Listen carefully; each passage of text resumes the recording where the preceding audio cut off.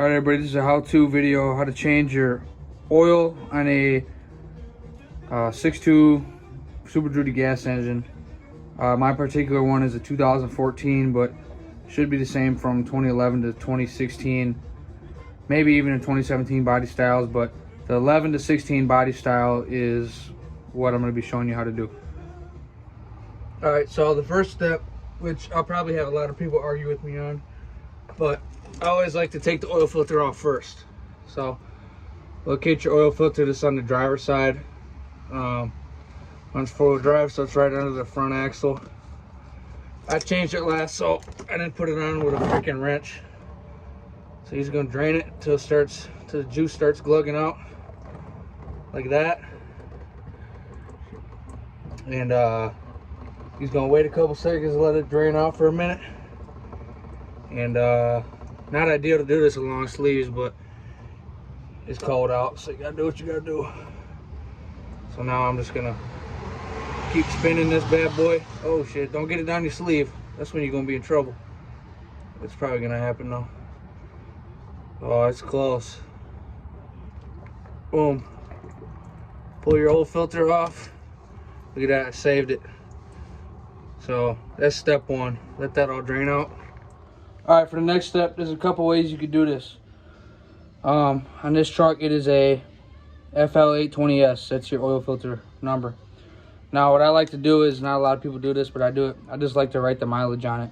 So, for instance, this one is 151,760. That's my mileage right there.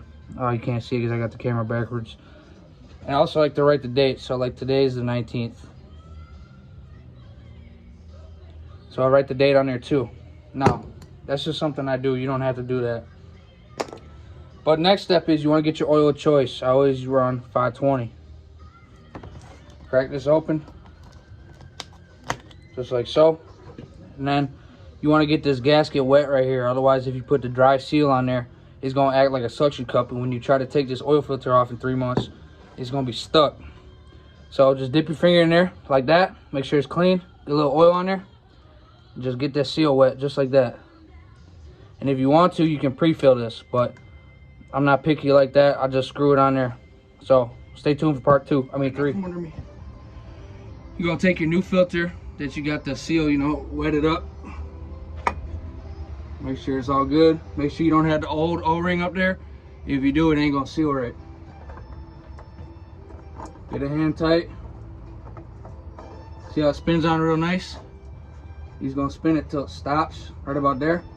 Right? See how that stopped? He's gonna come under here, give it a little extra oomph. That's probably even tighter than it should be. Just like that. It's tight. And that'll be easy to get off when you go to change your oil next. Alright, next, I believe this is a 15. Hopefully it's a 15. No, it's not. Hold up, I'll be right back. Alright everybody, I'm back. I lied. It's a 5/8. Hopefully you can hear that. It was a 5/8. Somebody just drove by. See if it fits real good on there? Bam! Hold up, let me think. Right? Loose. Yeah, I was going the right way. Damn, I remember tightening it this much. Dang. Gotta put a little oomph on that. I'm gonna use this one so I don't mess it up. Bam! Yeah, that's too tight. You don't want it like that. Turn your oil pan here. You should be able to just screw this out. Oop. Just like that. You should get a rag ready, because it's gonna make a mess. And just like that, you're gonna let your old engine oil drain out just like that. Boom. So I'll move this thing out the way. You can see she's running out. So give that a couple minutes, let it run out, and we go on to whatever the next step is. I lost count. All right, now once you're happy with the flow, you're gonna grab your drain plug. Make sure the O-ring is in good shape. See the O-ring on there? It's in good shape. Like I said, in a perfect world, you'd want no more oil draining out, but I don't have time. I do, but I'm impatient. So thread this baby back in. by hand, not with a freaking impact or something. Get her tightened up. Get your wrench.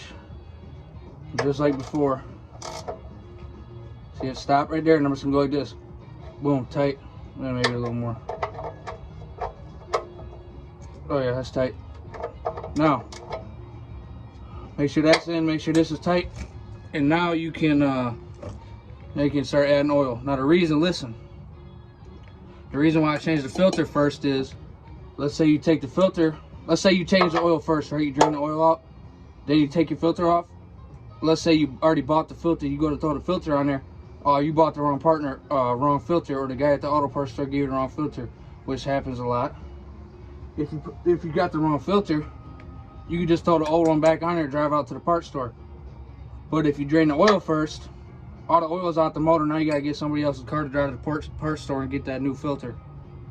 So that's what I like to do. I mean, I got these in stock, so I don't have to do that, but it's just a good rule of thumb. I always do the filter first.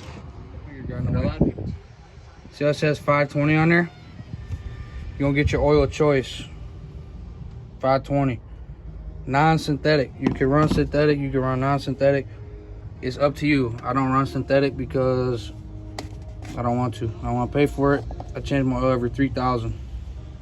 So move your cap somewhere nice and safe, like right there. It's probably gonna fall. And then get you a nice decent funnel. Make sure you clean that with some brake clean. And these trucks take 7 quarts. They might take 7.5 depending on how long you let it drain. And yeah, it takes about 7.5 quarts. So just like I said, take your oil of choice, just dump it right in there. I like to turn it like this. Just let it dump in there, all 7 quarts. So I got my 7 quarts in there. Pull your funnel out, throw it in your funnel holder. Grab your freaking oil cap that you nicely placed over here, and then just set your cap back on here. Boom, good. Hop inside the truck, throw your key in there. So your mileage says, you got your mileage there. Fire it up. Wait till the oil pressure gauge moves, right, you just seen it right there. It just jumped up. Let it run for about 5 seconds. 1 second here. Yeah, let it run for about 5 seconds, and then you can shut her back off. And now you check your dipstick. You want to locate your dipstick right here. Oh, pull that out, wipe it off with a rag, and then you're gonna want to dip it and check it. All right, just like I did in the last clip, you're gonna grab your dipstick, clean it off real good, throw it back in there very carefully. Let it sit for about 2 seconds. Oop. Pull that bad boy back out, and what do we got? Woo, we're low. I don't know, actually, I'm gonna check it again. Sometimes it be lying. Throw that bad boy back in there. Wait about 2 seconds. Pull it back out. What we got? We right at the bottom. So I gotta put another quart in there. So I guess it takes 8. Throw that back in there. All right, so I set you guys up with false information. Throw your damn funnel back in there. Put you another quart in there. And then we're gonna let that sit for a second. We're gonna check it. So I guess it's 8 quarts. Start with 7 though.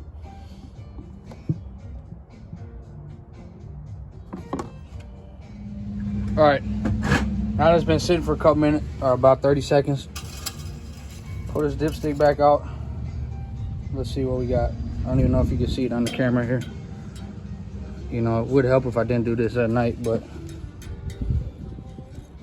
we like right on the money. Perfect fill. I'm gonna check it once more.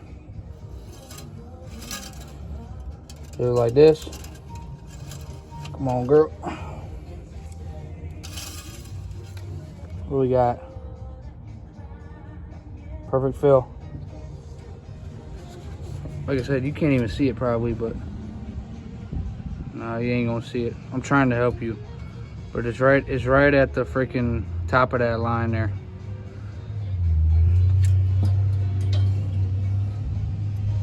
You get the point. All right, here's a close-up. This is what I was trying to show you. See how the oil goes right up to that dot right there on the hash marks? It's hard to tell because it's, you know, clean oil, but you don't want it in the middle. But I suppose anywhere in the hash marks are fine, but I suppose you want it at the top. Don't overfill it. Don't underfill it.